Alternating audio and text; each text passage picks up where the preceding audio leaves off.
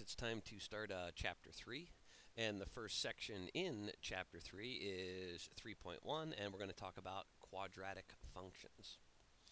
This is going to take about 3 days in class, about 3 videos.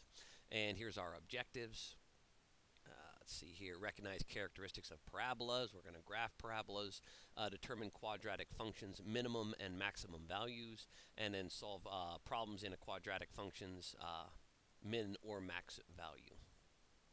So in the world, many sports involve objects that are thrown, kicked, or hit, and then proceed with no additional force all on their own. Such objects are called projectiles, like throwing a football or hitting a golf ball with a golf club, taking a bat to a baseball.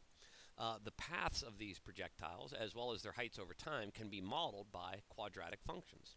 And we've seen quadratic functions is any function in this form. Some number times x squared, plus or minus some number times x, plus or minus some constant maybe. Where a, b, and c are all real numbers, and the added stipulation a cannot equal 0. If a equals 0, then this term is gone, and we're no longer a quadratic function. So you got to have a squared term in there to be a quadratic. A quadratic function is a polynomial function whose greatest exponent is a 2. In this section, you will learn to use graphs of quadratic functions to gain a visual understanding of the algebra that describes football, baseball, basketball, shot put, and other projectile-type sports. All right, so let's see what we got here. In our earlier work with transformations, we applied a series of transformations to the graph of x squared. Remember, we could shift it left or right, or move it up or down, or reflect it over an axis. The graph of this function is a parabola. The vertex for this parabola is 0, 0. If it's just plain old x squared, we're going to go through the origin. In figure 3.2a down here on the left, the graph of f of x equals ax squared. If a is greater than 0, the parabola opens upward. So here is our parabola. A equals, or f of x equals ax squared, and it goes through the origin, and since a is a positive number, it opens up. In figure 3.2b, that's over here on the left, the graph of f of x equals ax squared, if a is a negative number, it's going to open downward. So if we have ax squared and a is a negative number, I guess they could have put a negative in there, negative ax squared, that'll be a parabola opening down. Again, that is centered at the origin. And remember, we did shift things and move them away from the origin. So let me move this up here. Here's our standard generic equation for a parabola. A times this quantity, x minus h, quantity squared, plus k. So let's see. We want to find the vertex of our parabola. Finding the vertex of a parabola is a lot like finding the center of a circle. Remember, for a circle, we might have had x minus 2 squared plus y plus 3 squared equals maybe 10, or whatever our radius squared was. That's a 3. Remember, to find the center of a circle, we would take our numbers from within the parentheses. Here I see a negative 2. I would switch that sign to a positive 2. Here is a plus 3. I would change that to a minus 3, and that is the center of our circle. When we find the vertex of our parabola, it's pretty much the same thing. Oops, I shouldn't have erased all of that. So to find the vertex, of course, we're going to need an x-coordinate. That is just like finding the x-coordinate of a circle. You know, whatever number is in here after the negative sign, or if you want to think about it as changing the sign. So I'll take whatever this number is after the minus. That's my vertex's x-coordinate. Outside the squared term here, we have this shift up or down, that k term. And I'm just going to bring that right over. I'm not going to change the sign. If this is a plus k, that's a positive k. If it's a minus the k, then this would be a negative k for my vertex. So up at the top here is our standard form of a quadratic function, sort of like the standard form of a circle. A, some number a, and then we have x minus some number h, quantity squared, plus k. As long as a does not equal 0, that's going to be a parabola in standard form. The graph of f is a parabola whose vertex is the point h comma k. The parabola is symmetric about the line x equals h, If a is a positive number, the parabola opens up. If a is less than 0 or negative, it opens down. And we are going to sketch some graphs in this section. 5 steps to remember. To graph this standard parabola, determine whether the parabola opens up or down. So if a is positive, it's up. If a is negative, it's down. Step 2, determine the vertex. Find your h and k right from the standard equation. Step 3, find any x-intercepts by setting f of x equal to 0. Set the entire thing equal to 0 and solve for x. The real zeros, non-imaginary, are the x-intercepts. Step 4, find the y-intercepts by computing f of 0. The last step, 5, plot the intercepts, vertex, and any additional points as necessary. Connect the points with a smooth curve that is shaped like a bowl or an inverted bowl. All right, we got a couple examples to try out here. Let me make this a little bigger. All right. And here's our equation. All right, step 1, determine if it opens up or down. Well, I see my number here in front is a negative 2, so a is less than 0, so we open downward. Our parabola will open down. That's an n. Step 2, find the vertex of the parabola. That's an e. So I look at my equation up here. I see this, the number that comes after the minus is my x-coordinate, or if you want to consider the sign, that looks to me like a minus 3, so my vertex is going to be a plus 3. And then this number, I just take its sign and all. That's a positive 8, so I'm going to bring down an 8. There's my vertex. Step 3, x-intercepts. We want to set the whole thing equal to 0. Minus 2 times the quantity x minus 3 squared plus 8 is equal to 0. So to solve for x, I'm going to isolate the squared term by subtracting 8. Minus 2 times my quantity is now equal to negative 8. And if I divide both sides by negative 2, this is gone, and the negative 8 is going to become a 4. All right, I'm down to just my squared term, so I can now square root both sides. If I square root the left, I pop out the x minus 3. Careful here, when I square root this side, I'm going to get plus and minus 2. And then I add 3 to both sides. I get x equals 3 plus and minus 2. Okay, 3 plus 2 is 5. That's a 5. 3 minus 2 is 1. So those are our two, where'd my pen go? There's our two x-intercepts. So I'm going to come back up here after x-intercept, and I'm going to write 5 and 1. And I can erase this scratch work. All right, step 4, y-intercept. That we find f of 0. Plug a 0 in the function. So when I plug a 0, what happened to my pen? Something's going on. So if I plug a 0 in for this x, I'm going to have minus 2. And then in my parentheses, I'm going to have a 0 minus 3, which is a negative 3, and then plus 8. Order of operations, exponent first. Negative 3 squared is positive 9. Positive 9 times this 2 is negative 18, and that's plus 8. So my y-intercept is negative 10. I'll write that up here. Oop. Negative 10. And step 5 is to plot those points. What the heck is going on here? Oop, back up.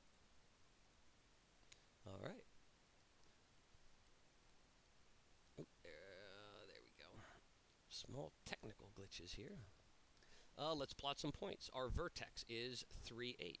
So if I go over to 3 and up to 8, there's my vertex. I know my parabola opens down. So I know it's going to be up here opening down. I will hit the x-axis twice, and I know I'm going to hit it at 5 and 1. So if I put a dot on the x-axis at 5 and 1, and there's a neat little way to check if those are good points that we found, because here, what the heck is going on there? I can imagine this, a dotted line coming right down from my vertex. That is my axis of symmetry. All points will be reflected across this axis of symmetry. So if I have an x-intercept 2 units away from this axis of symmetry to the right, I should have a point 2 units to the left. All right, last point is -10 on the y-axis. Why is my pen not working? So, well, my graph ends here at -8. If I come down, maybe here is about -10. And if I want to think about another point, again, here's my line of symmetry. So I'm 3 units away from the line of symmetry. I'm going to go 3 units over this way, and then I can put another point. Now I'm doing this with my mouse because my wireless pen is having some minor technical difficulties. Let me see if I can fix this.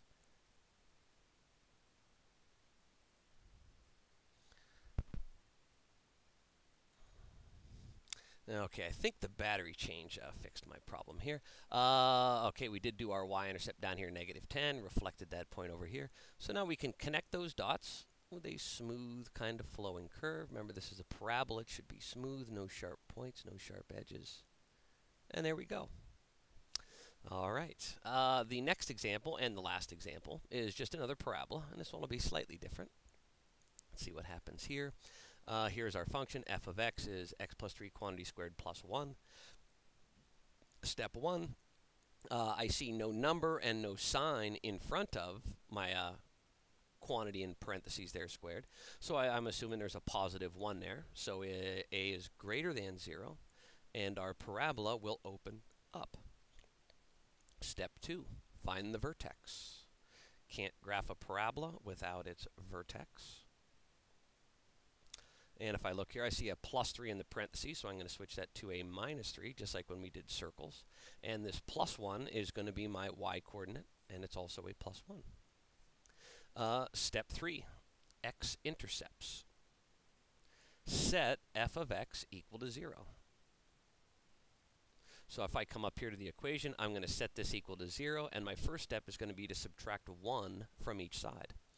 So I'm going to have x plus 3 quantity squared equals, that was a 1 on the left, I subtract from both sides, now it's a -1.